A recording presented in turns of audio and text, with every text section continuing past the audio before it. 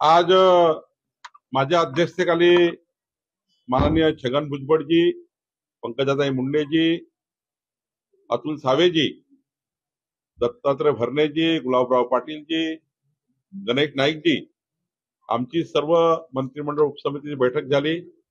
या बैठकीमध्ये ओबीसीच्या ज्या 353च्या वर जाती आहेत या समाजाकरता 18 पगड जातीकरता बजेटमधनं साधारण 3800 कोटी रुपये जे मिळायचे आहे ते डिसेंबरच्या अधिवेशनामध्ये बजेटेड अमाऊंट जो आहे जवळपास 1200 कोटी तर नुसती शिष्यवृत्तीच थांबलेली आहे। तर 3800 कोटी रुपये जे बजेटेड आहे ते बजेटेड पैसे ओबीसी त्या ठिकाणी मंत्रालयाला मिळावे असा एक त्या ठिकाणी चर्चा झाली। सोबतच राज्यामधल्या ओबीसी समाजाचे जे हॉस्टेल्स आहेत त्या ठिकाणी ग्रंथालय आहे किंवा शासकीय कार्यालय आहे या बांधकामाकरता एक कन्सल्टन्सी नेमून त्या ओबीसी समाजाकरता जे जागा पाहिजे आहेत त्या जागेचे प्रस्ताव जे आलेले आहेत त्या प्रस्तावाला तातडीने जागा उपलब्ध करणे हाही या ठिकाणी चर्चा झाली। तिसरं महत्वाचं ओबीसी समाजाकरता ज्या केंद्र सरकार राज्य सरकारच्या योजना आहेत त्या योजना समाजाच्या शेवटच्या व्यक्तीपर्यंत पोहोचल्या पाहिजे याकरता मेकॅनिझम तयार करण्याची चर्चा झाली। वित्त विभागाकडे काही विषय प्रलंबित आहेत त्या विषयाला तातडीने मार्गी लावण्याची चर्चा झाली। एकंदरीत जी कार्यकक्षा आहे त्या कार्यकक्षेमध्ये काय काय विषयाला समितीने काम करायचं यावर चर्चा झाली आणि सोबतच जे अत्यंत महत्वाचा जो आता जो संभ्रम जनतेच्या मनात आहे ओबीसी समाजामध्ये की आपला अन्याय होणार आहे, जे काही त्या ठिकाणी जो काही आता मराठा समाजाचं आंदोलन झालं त्यातून जो काही शासन निर्णय झाला त्यातून काही ओबीसी समाजावर अन्याय होणार आहे याबद्दलही आम्ही खूप वेळ चर्चा केली आणि या चर्चेमध्ये एकच भूमिका सर्वांची आहे की जे कुणबी नोंदी आहे त्या नोंदी जी काही जीआर प्रमाणे निघेल त्या शोधून त्या कुठल्याही चुकीच्या पद्धतीच्या नोंदी दाखवू नये। चुकीच्या पद्धतीच्या नोंदी कुठल्याही समितीने त्या मान्य करू नये।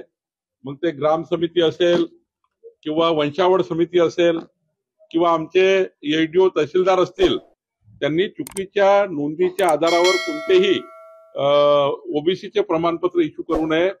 शासन निर्णय जो झाला आहे मराठा समाजातला मराठा कुणबी किंवा कुणबी मराठा या ठिकाणी प्रमाणपत्र देण्याचा त्याबद्दल काही कुणाची ना नाही, पण एकही चुकीचं प्रमाणपत्र त्या ठिकाणी निघू नये याचा काहीतरी नियंत्रण असला पाहिजे याचाही चर्चा या बैठकीत झाली।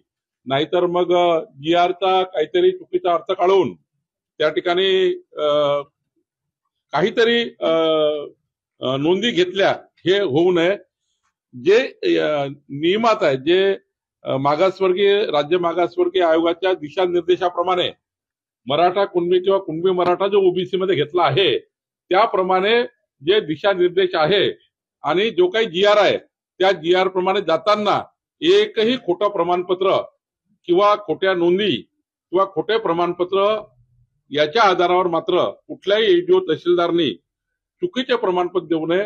जे शासन निर्णय आहे की मराठा कुणबी किंवा कुणबी मराठा हे नोंद असेल तरच त्या ठिकाणी या ठिकाणी पुढे जावं असंच त्या ठिकाणी सर्वांचं एकमत होता, पण चुकीच्या नोंदी मात्र कुणी करू नये असं सर्वांचं या ठिकाणी चर्चा झाली आहे।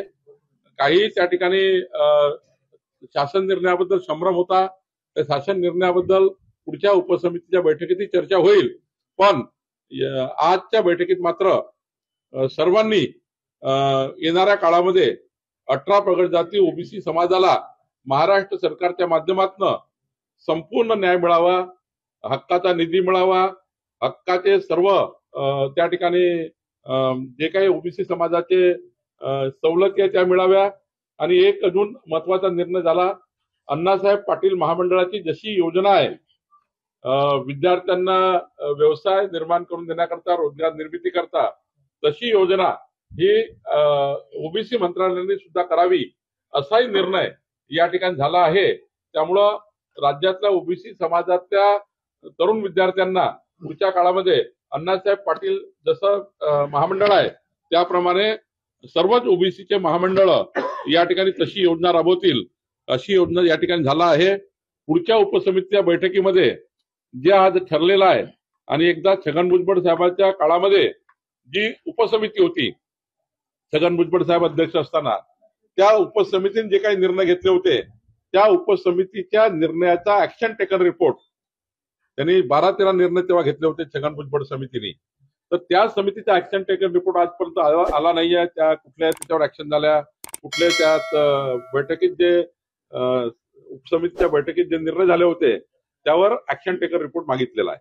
सर, मात्र छगन भुजबळ कुठेतरी नाराज आहेत. त्यांनी काल देखील मुख्यमंत्र्यांना पत्र लिहिलं होतं की ओबीसीवर कुठेतरी हा अन्याय होणार आहे, त्यामुळे कोर्टात जाणार असं त्यांनी वारंवार स्पष्ट केलेलं आहे. त्यामुळे या बैठकीत काही चर्चा केली. जीआर मध्ये जो शब्द आहे त्यावर काही शब्दांवर आक्षेप घेतले असं देखील कळतं. नाही घेतलाय ना. त्यांनी सांगितलं की 2 शासन निर्णय वेगवेगळ्या पद्धतीचे त्यांनी सांगितले की त्या शासन निर्णयामध्ये त्यांना संशय आहे. त्यांना आम्ही त्या ठिकाणी पूर्ण शासन निर्णय त्यांनी वाचला, आम्ही वाचला. आमच्या सामाजिक न्यायाचे जे सचिव आहेत त्यांनी त्या ठिकाणी वाचन केलं.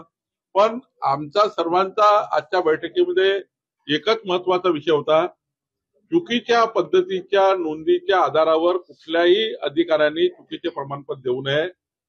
शासन निर्णय जो आहे की ज्याच्याकडे नोंदी आहे, एखाद्या वेळेस गाव समिती किंवा कुठलीही समिती कुठल्याही प्रेशर खाली किंवा कुठल्याही दबावाखाली कुठलंही प्रमाणपत्र देऊन त्याच्या आधारावर एडीओ किंवा तहसीलदार जे काही प्रमाणपत्र इश्यू करणार आहे त्यांनी मात्र जसं व्हॅलिडिटी करताना आपण व्हॅलिडिटीचे नियम आहे, कास्ट सर्टिफिकेट द्यायचे नियम आहे की कुठली कास्ट सर्टिफिकेट देताना काय काय डॉक्युमेंट बघितले पाहिजे ते सर्व डॉक्युमेंट बघूनच आणि शासन जो निर्णय झाला आहे मराठा समाजांना कुणबी नोंदी ज्यांच्या आहे त्यांना ओबीसी देण्याबद्दलचा त्या शासन निर्णयाचं पालन होतं की नाही याचंही मात्र नियंत्रण केलं गेलं पाहिजे.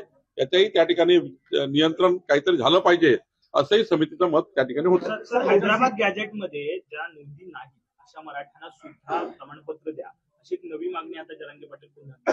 नाही, असं नाही आहे. शासन निर्णयामध्ये स्पष्टता आहे की कुठली तरी जशी एखादं अफिडेव्हिट दिल्यावरही कुठल्या तरी ब्लड रिलेशन मध्ये तुम्हाला कुणबी जातीचा प्रमाणपत्र मिळाला आहे किंवा कुणबी जातीची नोंद आहे शेवटी अफिडेव्हिट दिल्यानंतर मात्र त्यांना अफिडेव्हिट सोबत ज्यांचे नातेसंबंध आहे त्या नातेसंबंध असणाऱ्या व्यक्तीचा काहीतरी पुरावा कुणबी असल्याचा हा जोडून ते वंशावळ समितीकडे आणि वंशावळ समितीने मग एडीओ कडे या ठिकाणी द्यायचं आहे. त्यामुळं कधी कधी कुठल्याही प्रेशरमध्ये जाऊन कुठलंही प्रमाणपत्र येऊ नये. जे नियमानी प्रमाणपत्र आहे, जे कुणबी नोंदी आहे त्यांनाच मात्र प्रमाणपत्र मिळावं असा त्या जीआरचा अर्थ आहे. छगन भुजबळांना जेलमध्ये टाकण्यात यावं असं देखील मनोज जरांगे पाटील म्हणतात. त्यामुळे कसं बघताय, कारण की ज्या पद्धतीने खरं तर छगन भुजबळ याला वारंवार विरोध करतात त्यामुळे जरांगे पाटील म्हणतात की त्यांना आता जेलमध्ये टाकणार नाही. जरांगे पाटील काय बोलले त्यांच्या म्हणण्यावर कुणाकुणाला जेलमध्ये टाकायचं आहे हे आता राजकीय भाग होईल. त्यामुळे मी काही राजकीय बोलणार नाही. मी समितीचा अध्यक्ष आहे. त्यामुळं कुणी राज्यामध्ये समाजामध्ये तेढ निर्माण होणार नाही. राज्यामध्ये ओबीसी मराठा समाज समोर येणार नाही. समाजामध्ये असं कोणी वातावरण तयार करू नये, ओबीसी मराठा असे वातावरण तयार करू नये. नियमाने त्या गोष्टी सरकार करताय आणि मला विश्वास आहे माननीय मुख्यमंत्र्यावर, माननीय मुख्यमंत्री देवेंद्र फडणवीसजीवर ओबीसी समाजाचा विश्वास आहे की माननीय मुख्यमंत्री देवेंद्र फडणवीसजी ओबीसी समाजावर कुठलाही अन्याय करणार नाही आणि मराठा समाजामध्ये ज्या कुणबी नोंदी आहे त्यांच्याबद्दलही जो स्पष्टता आहे त्याबद्दलही कुठलाही चुकीचा निर्णय होणार नाही. या समितीचा ओबीसीच्या मंत्रिमंडळ उपसमितीचा संपूर्ण विश्वास मुख्यमंत्र्यावर आहे. महाराष्ट्रातल्या 18 पगड जातीचा विश्वास देवेंद्र फडणवीसजीवर आहे. त्यामुळं कुठलाही ओबीसीवर अन्याय होणार नाही याचा मला विश्वास आहे.